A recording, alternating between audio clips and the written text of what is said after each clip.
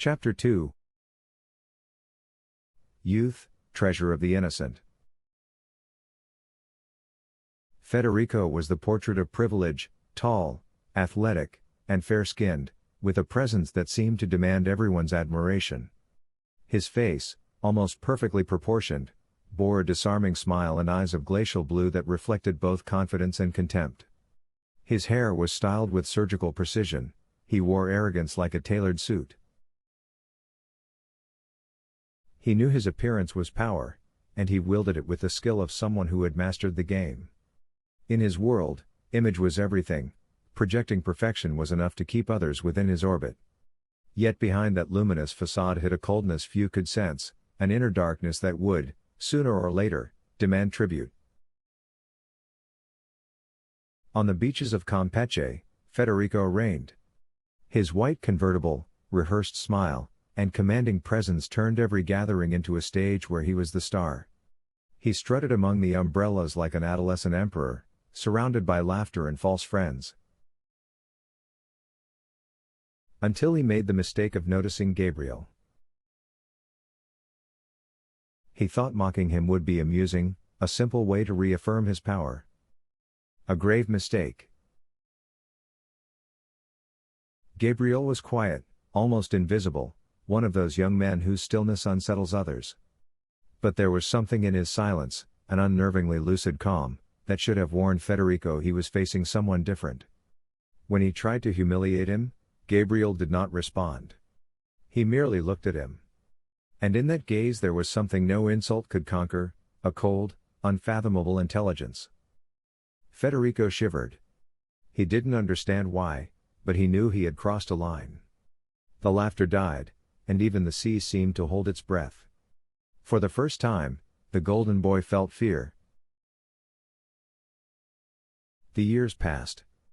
Gabriel's aunts died, leaving him an inheritance that included the old colonial house, now transformed into a temple of excess. Endless parties, flashing lights, and young bodies dancing among empty bottles had become routine. Yet Gabriel remained apart, observing from the shadows. He didn't drink, he didn't lose himself, he calculated. In that world of hedonism, he was a sentinel, a strategist among the blind. Federico hadn't changed, still arrogant, still blind to the abyss his mockery had opened. That night, he arrived at the party as always, greeting everyone with his advertising perfect smile. But destiny, or Gabriel, had other plans. At the back of the house, an ancient tunnel opened, a relic from the days when pirates haunted the city. Its moss-covered walls breathed both history and fear. Gabriel knew every stone of that passageway. He had explored it for years, set traps, studied its darkness.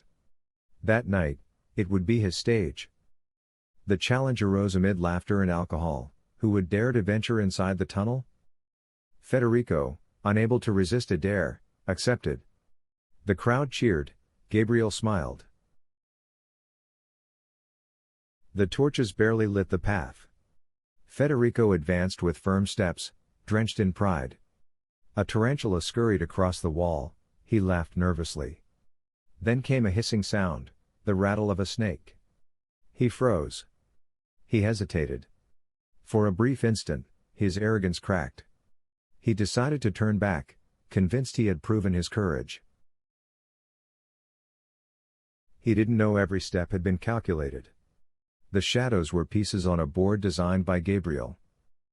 Federico emerged from the tunnel to force laughter and a feeling he couldn't name. He thought he had won. But when he looked at Gabriel, standing there, watching him in silence, he felt something that disarmed him, not triumph, but an omen. Hours later, as the party dissolved into murmurs, Gabriel approached the white convertible. His face was a mask of calm. With surgical precision, he placed a small syringe beneath the driver's seat, loaded with 30 units of insulin. He adjusted the seat a few centimeters back. The mechanism was simple. When moved, the needle would discreetly pierce the skin behind the knee. The prick would be imperceptible. Federico would never notice a thing. His body, however, would. Within minutes, Hypoglycemia would envelop him, blurring his vision, numbing his hands, erasing his will. And so it happened. Hours later, the convertible was found on the beach. The engine still warm, the lights still on. Federico had been swept away by the tide. The official verdict: accident. Just another excess of youth. No one suspected. No one imagined that behind that serene smile, Gabriel had discovered a new form of art: revenge. He had passed his first test. And he did it without losing his composure, without a single word. Only with the precision of a man who had finally learned to master the darkness. If you enjoyed this story, don't forget to subscribe, leave a like, and share it with someone who loves a good tale. Your support helps me keep creating more stories for you. See you in the next chapter.